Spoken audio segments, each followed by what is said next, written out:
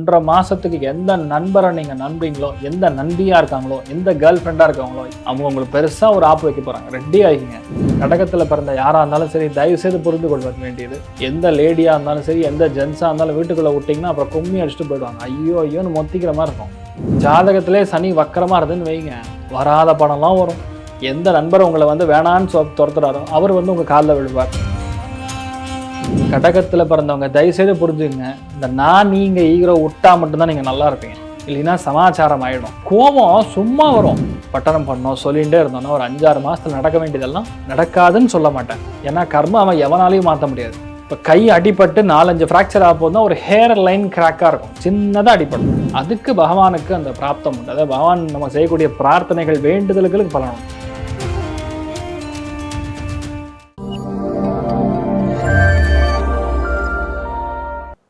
கடக ராசி அல்லது கடக லக்னம் சார்ந்த நபர்களுக்கு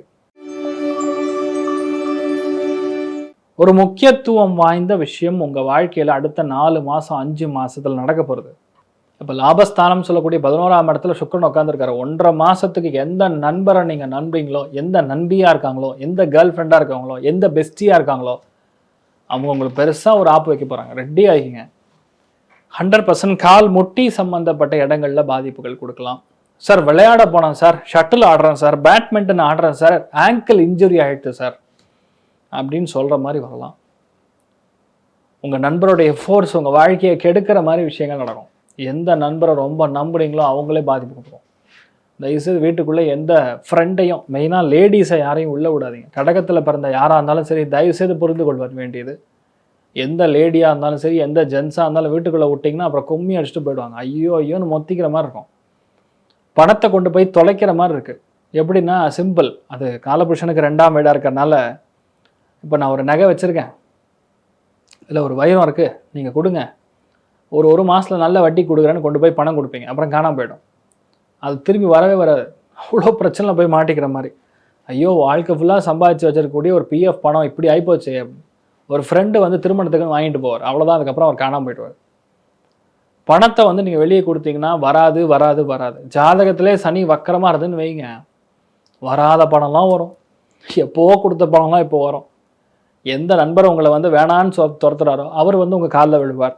அதுதான் சிம்பிள் லாஜிக், கால்குலேஷன் தான். உங்கள் ஜாதகத்தில் சனி எப்படி இருக்குது, வக்கரகதியில் இருக்கா, நார்மலாக இருக்கா அப்படின்னு நீங்கள் தான் பார்க்கணும். சரி, இப்படி ஒரு ப்ராப்ளம் ஓடின்னு இருக்கா. இப்போ 3ஆம் இடம் சொல்லக்கூடிய உபஜயஸ்தானத்தில் செவ்வாய் போக போகிறார். இப்போ 27ஆம் தேதி ஒரு 45 நாளுக்கு உங்களை பயங்கரமாக வச்சு செய்ய போகிறான்னு சொல்லலாம். 3ஆம் இடம் அப்படின்னா மனசு, 3ஆம் இடம் அப்படிங்கிறது பக்கத்து வீட்டுக்காரங்க, 3ஆம் இடம்னா கைகள், 3ஆம் இடம்னா இளைய சகோதரன் அல்லது சகோதரிகள். இவங்க அத்தனை பேருக்கும் பாதிப்பு, இவர்களால் பாதிப்பு. இவர்களால் நம்ம வீட்டில் சண்டை, கையில் அடிபடுறது, ஸ்க்ராட்ச் ஆகுறது, விரல்கள் அடிபடுறது. புதன் வீடாக இருக்குல்ல, விரல்கள்லாம் பேசிக்கலாம் அடிபடுறது, கதவு ஓப்பன் பண்ணும்போது கையை உள்ளே விட்டுறது, இந்த மாதிரி விஷயங்கள்லாம் நடக்கும். மெயினாக வண்டி வாகனங்களில் போகும்போது வேணும்னே நீ ஃபஸ்ட்டு போறியா நான் ஃபஸ்ட்டு போகிறேன்னு சொல்லி ஒரு ஈகோ கிளாஷில் முந்தி அப்புறம் வண்டி வீலிங்லாம் நடக்கும் சல்லுன்னு அந்தரத்தில். கடகத்தில் பிறந்தவங்க தயவுசெய்து புரிஞ்சுங்க, இந்த நான் நீங்கள் ஈகோ விட்டா மட்டும்தான் நீங்கள் நல்லா இருப்பீங்க. இல்லைன்னா சமாச்சாரம் ஆகிடும். அதுக்கப்புறம் உங்களால் எதுவுமே பண்ண முடியாது. நான் சொல்கிறது நல்லா புரிஞ்சுக்கணும். இளைய சகோதரன் சகோதரிகள் எந்த விதத்தில் இருந்தாலும் சரி அவங்களுக்கு பாதிப்புகள், வண்டி வாகனங்களில் விபத்துகள், ஆக்சிடென்ட்டு. சில பேருக்கு ஷோல்டர் டிஸ்லோகேட் ஆகிரும். அப்புறம் பிரபுதேவா மாதிரி இப்படி ஆட்ட வேண்டியது தான். அப்புறம் ரொம்ப கவனமாக இருக்கணும். நல்ல விஷயத்துக்காக நம்ம கம்யூனிகேஷன் போனால் தப்பாக போய் காதல் விழுகும். அது ஏதோ நல்லதுக்காக போய் சொல்கிறேன் சார் இப்போ அப்படின்னு சொல்ல போனால் இது ஏன்டா நீ சொல்கிறேன்னு சொல்லி அடிப்பாங்க. இதெல்லாம் ரொம்ப காமெடியாக இருக்கும். ஆனால் வலிக்கும் போது தான் தெரியும் என்ன வலியில் நீங்கள் இருக்கீங்க. மெயினாக ஆண்களால் தொல்லை, ஃபோனில் பேசுகிறது, ஃபோனில் சம்மந்தமே இல்லாமல் யாரெல்லாம் நிச்சயதார்த்தம் ஆகிடுத்தோ, நான் என் ஃப்ரெண்டு தானே, என் வருங்கால ஹஸ்பண்ட் தானே, என் வருங்கால ஒய்ஃப் தானேன்னு சொல்லி சம்மந்தம் இல்லாமல் பைத்தியமாக பேசி இருக்கிறத கெடுத்துக்கிற மாதிரி நடந்துடும். ஃபோனில் பேசுகிறது தயவுசெய்து ஒரு 1.5 மாதத்துக்கு அமைதியாக நிறுத்திட்டா பெட்டர். சில பேர் நான் ஒரு இமெயில் டிராஃப்ட் பண்ணி பண்ணுறேன்னு சொல்லி ஒரு முக்கியமான அதிகாரி டிராஃப்ட் பண்ணி அடுத்த நாள் மார்னிங் உங்களுக்கு வீட்டிலேருந்து உங்கள் ஆஃபீஸ்லேருந்து கிளம்பி வெளியே போன்றுவாங்க. இப்படிலாம் நடக்கும். இந்த ஜாப்லேருந்து வெளியே போகிற அளவுக்கு பிரச்சனை, சண்டை. ரொம்ப கவனமாக இருக்கணும். மெயினாக கைகள் கழுத்து சம்மந்தப்பட்ட விஷயங்கள், விரல்கள் சார்ந்த விஷயங்கள், லிகமெண்ட் சார்ந்த விஷயங்கள்ல ரொம்ப கவனமாக இருக்கணும். சனி ஜாதகத்திலே வக்கரான்னு வைங்க, இப்போ நீங்கள் விற்கணும்னு ரொம்ப நாளாக எதிர்பார்க்கக்கூடிய அருமையான வீடு வித்துருவீங்க. உங்கள் தம்பிக்கு கல்யாணமே நடக்காமல் பல வருஷம் ஆச்சு, 45 வருஷம் ஆச்சுன்னா இப்போ ஒரு அருமையான துணை கிடைக்கும், கல்யாணம் ஆகிடும். அந்த சனி வக்கரமாக இருக்கணும் ஜாதகத்தில்.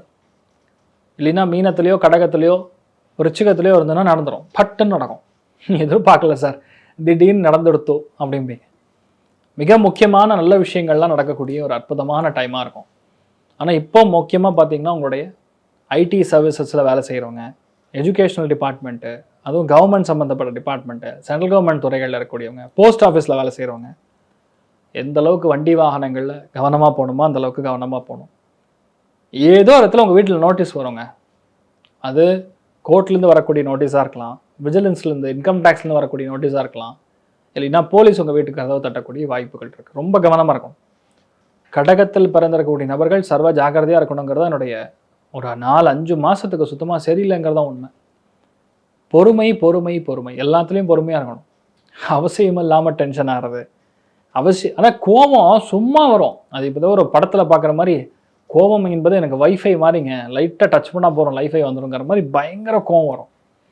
அதை தயவுசெய்து கண்ட்ரோல் பண்ணுங்கள். என்ன பண்ணால் சால்வ் ஆகும்? உக்ர நரசிம்மர் வழிபாடு, 2 லைன் ஸ்லோகம், 12 ராசிக்கும் ஒரு சிம்பிள் பெயின் கில்லர் இன்ஜெக்ஷன் மாதிரி வேலை செய்யும். ஒரே உச்சகட்ட வலி சார், தாங்கவே முடியல சார், ஒரு இன்ஜெக்ஷன் போட்டு விடுங்கன்னு சொல்லுவோம்ல, அந்த இன்ஜெக்ஷன் மாதிரி உங்கள் மனசில் இருக்கக்கூடிய வேதனையை சங்கடத்தை அப்படியே தீர்க்கிற மாதிரி ஒரு ஸ்லோகம், 2 லைன் ஸ்லோகம், நரசிம்மருடைய ஸ்லோகம். சம்சரிஷ்டம் தன முபயம் சமாகிருத மஸ்மப்யம் தத்தாம் வருணஸ்ய மன்யுஹு பியம் ததா நா ஹிருதாயேஷு க்ஷத்ரா வ பராஜிதா அபநிலயந்தாம். அவ்வளோதான். இந்த 2 லைனை தொடர்ந்து நம்ம பட்டனம் பண்ணோம், சொல்லிகிட்டே இருந்தோன்னா ஒரு 5-6 மாதத்தில் நடக்க வேண்டியதெல்லாம் நடக்காதுன்னு சொல்ல மாட்டேன். ஏன்னா கர்மம் அவன் எவனாலையும் மாற்ற முடியாது. இப்போ கை அடிபட்டு 4-5 ஃப்ராக்சர் ஆக போதுன்னா ஒரு ஹேர் லைன் கிராக்காக இருக்கும், சின்னதாக அடிபடும். சில பேருக்கு சின்னதாக அடிபட்டு ஒரு 2 நாள் மட்டும் அந்த டிஞ்சர் போட்டால் சரியாயிடுங்கிற மாதிரி நடக்கலாம். அதுக்கு பகவானுக்கு அந்த பிராப்தம் உண்டு. அதாவது பகவான் நம்ம செய்யக்கூடிய பிரார்த்தனைகள் வேண்டுதல்களுக்கு பலன் உண்டு. இப்போ டைம் பீரியட் யாரெல்லாம் கவனமாக இருக்கணும்? ஆர்கிடெக்டாக இருக்கிறவங்களாம் கவனமாக இருக்கணும்.